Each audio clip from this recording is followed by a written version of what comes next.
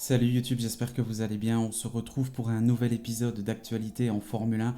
Aujourd'hui au programme, Toto Wolff revient sur l'épisode d'Abu Dhabi 2021 en expliquant qu'il a perdu son amour-propre pour ce sport. Ensuite, nous verrons également qu'il estime que Christian Horner est obsédé par lui. Et pour conclure, nous verrons que George Russell s'est presque senti comme un rookie en 2022. Mais avant de commencer la vidéo, les amis, j'en profite pour vous rappeler de ne pas oublier de vous abonner. On est de plus en plus nombreux sur le compteur ici derrière moi, ça me fait énormément plaisir.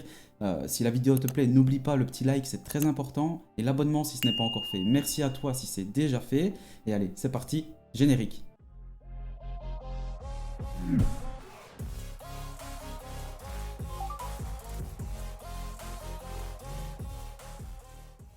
Toto Wolff est revenu sur l'épisode d'Abu Dhabi 2021 en déclarant: j'ai perdu mon amour pour ce sport. Les blessures d'Abu Dhabi en 2021 guérissent lentement pour Toto Wolff, qui n'a pas oublié les événements d'il y a un an. Cela fait 13 mois depuis le Grand Prix d'Abu Dhabi 2021, point culminant d'une bataille titanesque entre Lewis Hamilton et Max Verstappen pour le titre mondial. Cette bataille s'est terminée avec le directeur de course Michael Masi appliquant à tort deux règles liées à l'annulation de la voiture de sécurité. Au moment où la 8e couronne de Lewis Hamilton lui était promise, les événements ont tourné en la faveur de Max Verstappen. Les conséquences des décisions que Masi a prises en peu de temps ont été énormes. L'éloignement de l'Australien qui a provoqué la colère de certains fanatiques en recevant des menaces de mort, comme celle de Nicolas Latifi, dont les malheurs sont à l'origine de la neutralisation.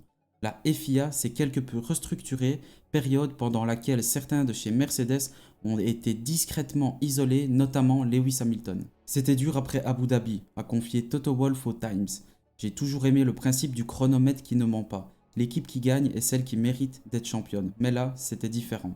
À la fin de course, quelqu'un a pris des décisions qui ne correspondaient à aucun passage du règlement et étaient si drastiques qu'elles ont entraîné un incroyable dénouement. À ce moment-là, j'ai perdu mon amour pour ce sport. Le principe d'équité a été enfreint. La FIA a viré le gars car c'était une erreur humaine, mais c'est du passé désormais. J'y pense encore beaucoup, mais pas avec colère. La manière dont ça s'est produit est simplement incompréhensible. Lewis Hamilton aurait pu aller décrocher sa 8e couronne mondiale et surpasser Michael Schumacher. Toto Wolff a expliqué: voilà de nombreuses années que nous sommes ensemble et nous discutons aussi souvent que possible. Mais cette période a été incroyablement difficile car il avait tout donné et était à deux doigts d'un immense exploit. L'une des choses les plus difficiles en sport est de digérer une déception. C'est là que l'équipe joue un rôle crucial. Hamilton a été avide de revanche en 2022, mais la Mercedes W13 ne lui a pas permis de se battre pour le titre l'année dernière.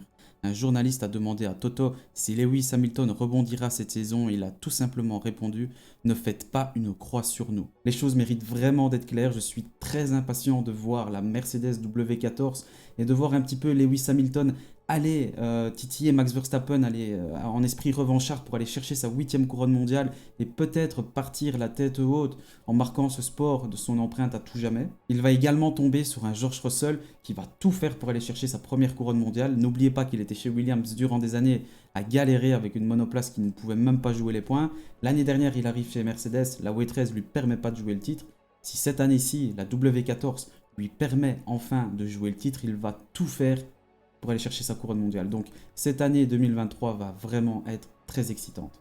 Toto Wolff déclare que Christian Horner est obsédé par lui. Est-ce que Christian Horner est obsédé par Toto Wolff? C'est en tout cas ce qu'a annoncé le directeur exécutif de Mercedes en évoquant la relation entre les homologues. Toutes les équipes de Formule 1 sont essentiellement rivales, mais bien sûr cette rivalité est particulièrement évidente chez les personnes qui les dirigent. En ce sens, la rivalité entre les dirigeants de Mercedes, Toto Wolff, et le directeur de l'équipe Red Bull, Christian Horner, est l'une des plus féroces, sinon la plus féroce. Cela a bien sûr été particulièrement évident lors de la saison 2021 très tendue, lorsque Lewis Hamilton et Max Verstappen se sont affrontés pour le titre mondial et les divers incidents qui se sont produits cette saison sur et en dehors de la piste. À ce stade, Hamilton était responsable de l'accident à Silverstone qui ne lui a pas coûté la victoire, et les célébrations qui ont suivi ont été le moment où les choses ont atteint un point critique, malgré une saison déjà semée d'embûches, principalement dues à des différends techniques. D'autres événements, notamment en Italie et même en Arabie Saoudite, ont également participé à l'escalade. Bien que le règlement 2022 soit compétitif et que Mercedes ait raté le tournant des nouvelles règles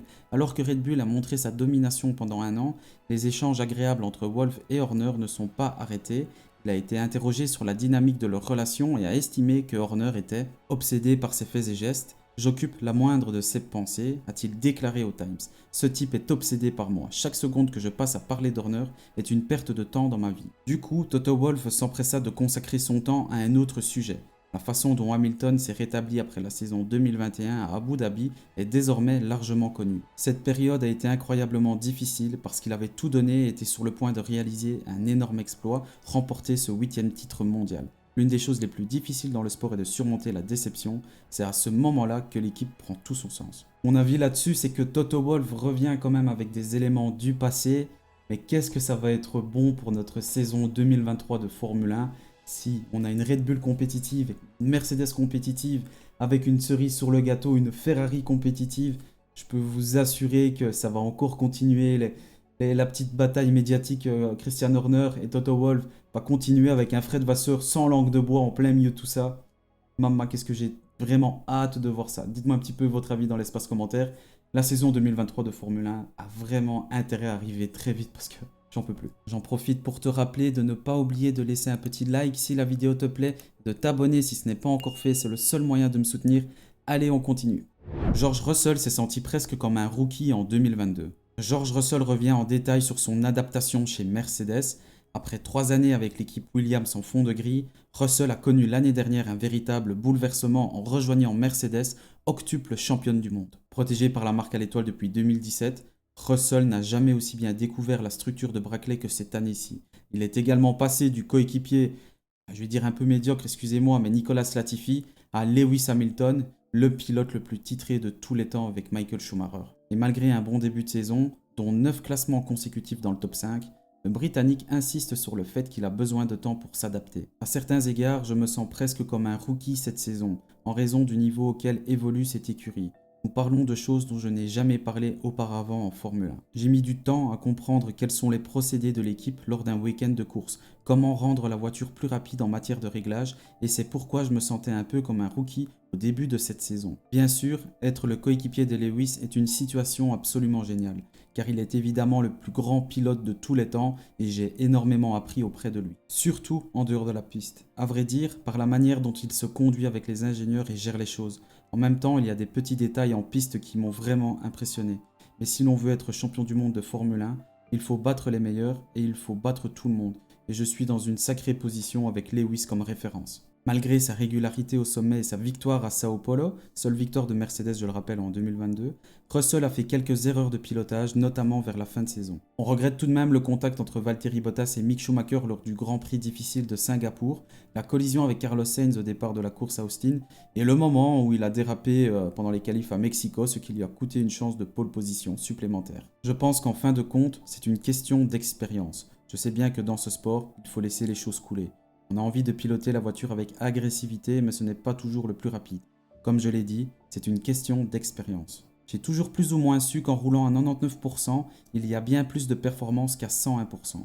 À 101%, on a dépassé la limite et le pic de performance. Si l'on roule à 99%, il reste sûrement un centième de seconde à aller chercher. Si l'on roule à 101%, on perd la voiture ou on a un accident.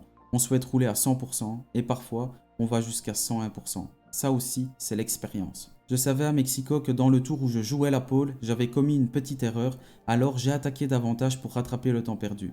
Il était inévitable que je gâche ce tour, car j'allais déjà aussi vite que possible. À Austin, je ne pense pas forcément que j'attaquais trop, je pense que c'était juste malheureux, une petite erreur de jugement. En fin de compte, je me suis engagé dans le virage, je m'attendais à ce que Carlos fonce par l'extérieur, mais il a pris une trajectoire qui croisait la mienne, et à ce stade, il était déjà trop tard. Mais encore une fois, j'essaye de repousser la limite, et j'en reviens à ce sentiment d'être quasi un rookie à certains égards. Je cours aux avant-postes pour la première fois, ce n'est pas du tout la même histoire que quand je cours derrière. L'approche est complètement différente au premier virage quand il y a quelques voitures devant par rapport à l'effet accordéon de 15 voitures devant soi. Il y a beaucoup plus d'air sale quand on est derrière 15 voitures que quand on est derrière 3 voitures. J'ai passé 3 ans à courir derrière, je n'ai que 20 courses d'expérience à courir devant. J'apprivoise les petites particularités de cette situation de la même manière que j'ai appris ce que c'était d'être derrière. Bon, ce que j'en pense de tout ça, c'est que George Russell, effectivement, il a dû se sentir un petit peu rookie de batailler aux avant-postes comparé au moment où il était chez Williams. C'est un fait certain. Chez Mercedes, il a beaucoup plus d'ingénieurs autour de lui pour se développer qu'il n'avait pas chez Williams, donc c'est vraiment une bonne chose. qui s'en rendent compte aussi que c'était un rookie en 2022. Ça veut dire qu'il a encore une très belle marge de progression. Et n'oubliez pas que George Russell a étonné tout le monde en début de saison 2022 avec sa constance. Donc, moi, je pense personnellement qu'un prétendant au titre pour la saison 2023 de Formule 1 est bel et bien George Russell. Alors là, je me mouille totalement, j'en suis conscient, mais je pense qu'il sera quand même le plus grand adversaire de Lewis Hamilton cette année-ci. J'espère que Mercedes va laisser battre les deux en piste, comme ils l'ont fait au moment de Nico Rosberg et de Lewis Hamilton. Ça peut donner vraiment des belles batailles. Mais à voir si George Russell ne va pas trop titiller Lewis Hamilton et s'il ne va pas avoir trop de points perdus au championnat. Voilà. Mais en tout cas, George Russell va bel et bien titiller Lewis Hamilton une nouvelle fois cette année-ci. Et il a toutes les compétences pour aller chercher plusieurs victoires, comme je vous ai expliqué précédemment. J'attends un petit peu votre avis dans l'espace commentaire. Quelle saison voyez-vous pour George Russell? Et bien voilà, c'est déjà la fin de cet épisode d'actualité. J'espère qu'il vous a bien plu. Si c'est le cas, n'oubliez pas le petit like et l'abonnement. On va faire gonfler ce compteur ensemble. Ça me fait énormément plaisir. Si c'est déjà le cas, que tu es abonné et que tu me soutiens, merci beaucoup. On se retrouve demain pour un nouvel épisode d'actualité. Portez-vous bien, c'était le secteur Purple. Salut, salut!